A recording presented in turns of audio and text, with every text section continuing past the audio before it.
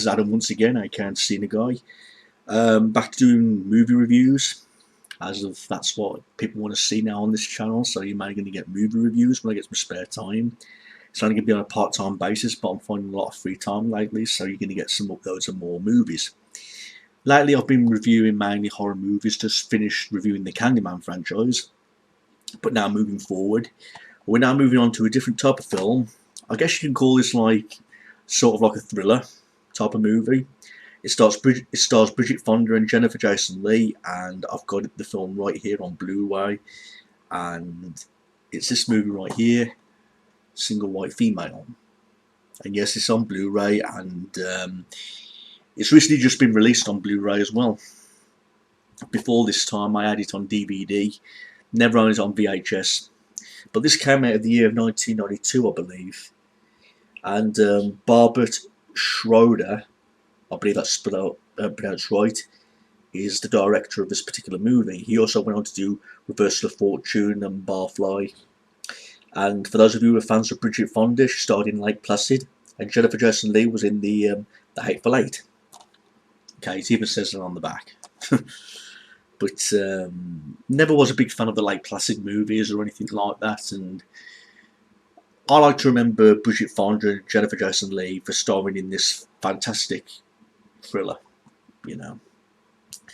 I mean, the plot's so straightforward. I mean, I'll go through it one by one, bit by bit, and giving you my thoughts along the way. Bridget Fonda plays this woman by the name of Alison Jones, and her and her fiance, Sam Rawson, are planning on getting married. We're going through wedding arrangements, and shortly thereafter, in the middle of the night, Sam's ex-wife rings in the middle of the night, and Ali finds out that Sam had sexual intercourse with his ex-wife during the time when they were engaged. Okay, and a new character is introduced by the name of what's his name now? Graham. Sorry, it's all coming back to me, despite me seeing this movie several times because I really enjoyed it. Graham was a homosexual who lives a few floors above the apartment from where Ali lives. And after staying the night there, and after now splitting up with a partner, Ali goes and puts her heart and soul into a business that she's running, because she's a very hard worker, she's got ambitions. And one thing about Ali, she's determined to move forward with her life. And she moves it a little bit too quickly, in my opinion, because she admits to her friend that she doesn't like living alone. She's scared to be alone. Despite her being very ambitious, she doesn't like to be alone in her apartment because she finds it really depressing. So she advertises for a roommate. Title says it all: a single white female. Single white female seeks female to share apartment in West 70s, non-smoker, professional preferred. Okay. Loads of people answered the ad, but this one particular woman who Jennifer Jason Leigh plays by the name of Hedra, or as I like to call her, Hedy, visits her one time when she's broke down in tears, and Ali accepts her to be her roommate. Okay. Now, Hedra seems to be a very shy individual. We don't know nothing about her at this stage. But, you know, one thing leads to another. You see them together, they seem very happy, but Hedra seems to be hiding this deep, dark secret about her past life, which is later confirmed later in the movie as things go by. I mean, along the way, it seems like these two have really settled down together. They seem to be like sisters. Okay, we learn one little bit of history about Hedra's life. That she says that her sister was stillborn when she was supposed to be a twin, but that was not the case. The fact was that Hedra has been hiding a secret, blaming herself all her life, that her sister drowned at a family picnic. Okay, and Hedra seems really obsessed with this, but she also seems to be blaming herself for her sister's death.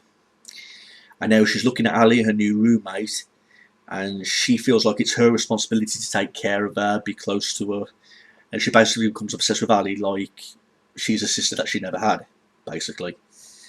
But she goes too far with her obsessions because she starts borrowing her clothes, and even goes to one obsessive stage where she dyes her hair the same style as Ali's, the same colour and the same hairstyle. And her obsessions get even worse when, you know, Ali reunites with Sam. She forgives him, and they're planning on getting back together. And this gives the Hedra the indication that she has to move out of the apartment. And this is when her obsessions reach sky high, beyond unreal levels. That she feels like it's her job to get Sam out of the way so she can stay with Ali like as if she's her own sister. Okay. I mean, she even buys a puppy, and things go too far one day where she abuses the puppy, and even at one stage kills the puppy by throwing it off the balcony.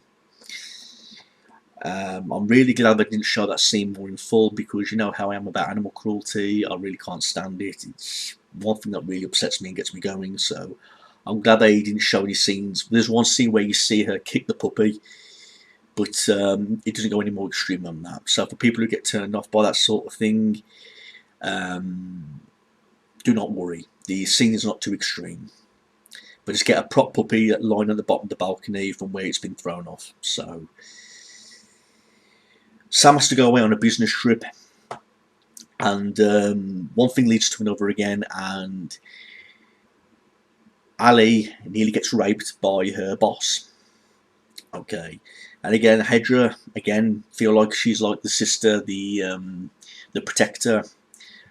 Leaves threatening voice messages on the phone, but now she's going too far by borrowing Ali's clothes, dressing up like her, and even at one point stealing her identity when she goes out to a sex club and all that kind of stuff.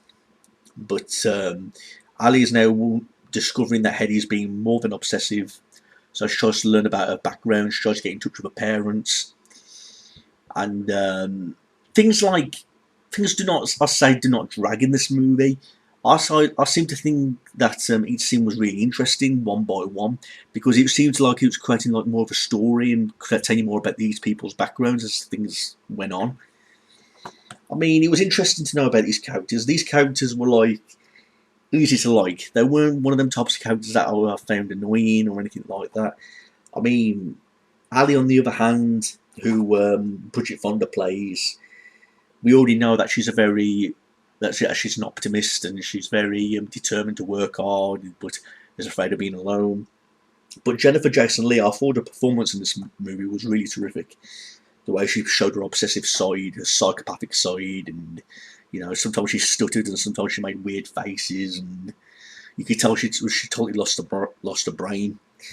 I mean, she even commits murder by killing Sam when she went into the hotel dressed like Ali, and while she was having sex with him, she stabs him in the eye with a high-heeled shoe and fucking kills Sam when he was threatening to tell Ali that that Hedra tried to sleep with him and all that shit. So, I mean, for the last half of the movie, it was kind of interesting how Hedra was trying to cover her tracks. You know, she was like trying to get Ali to commit suicide at one stage. The stage where they're struggling in the apartment of Sam. Sam gets beaten with a pipe. Sorry, not Sam, Graham gets beaten with a pipe. You assume he's dead, but he comes back later on in the movie to try and help Ali when they're battling.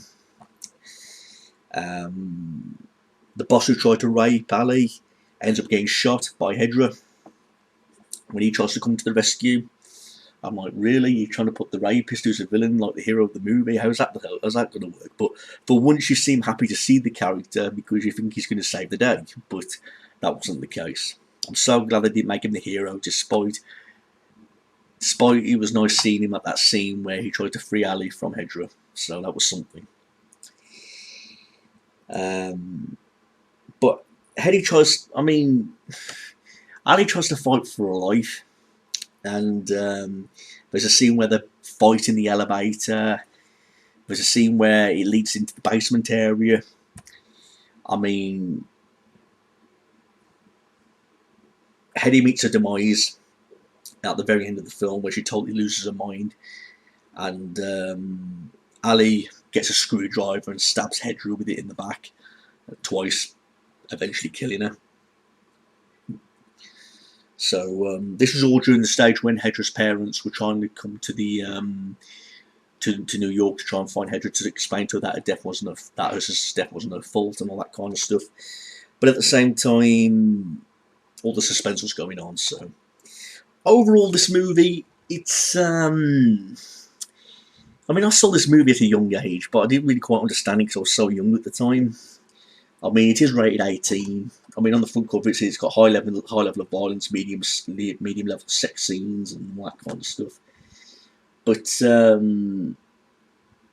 do like this movie. I watched it when I was young, like I said. The sex scenes got stuck in my mind, as they do when you're such a young age. So when I got older, I relived the movie again on DVD when I saw it real cheap, and I ended up really loving the movie, and hence why I got it on Blu-ray to this very day. I've seen this movie countless times. I think it's a really good, well-acted thriller. They did well with the suspense scenes. They did well with the characters. I thought every actor played their part really well. Not just Bridget Fonda and Jennifer Jason Leigh, but also the actor who played Sam and the actor who played Graham. Graham played a good homosexual part. I mean, you could tell he was gay, like in certain scenes where he was showing off his cat and all that kind of stuff. So, yeah, overall, it was a really good movie. I thought the director, Barbara Schroeder, did a really good job. He's an Oscar-nominated director. Roger Ebert says, here the slasher genre is giving its due to strong performances and direction. I agree with that. I mean, overall, this movie was on for 110 minutes. So many of you would say, man, that's pretty long and that drags. But I, for one, was one of them types of people who became a big fan of this movie. Because scene for scenes did not get boring. It got more interesting as things went along. It started off being a happy movie at the start, and then it started to play these cruel tricks on you. Like, just as though you're feeling happy at one stage, you feel really sad and all that kind of stuff. So, overall, this was a fantastic movie. I'm more of like a horror fanatic, but this slasher is definitely worth checking out. I do own a few more thrillers and slasher movies to my collection in the house. I'll be sure to check, do reviews on them, but seeing them first just to get more clear in my mind what they're about, so that when it comes to reviews, I'll be able to explain more detail on how I feel about them. But this has got to be one of my favourite thrillers, Single White Female. Alia's new roommate is about to borrow a few things: her clothes, her boyfriend, her life. That says so on the back.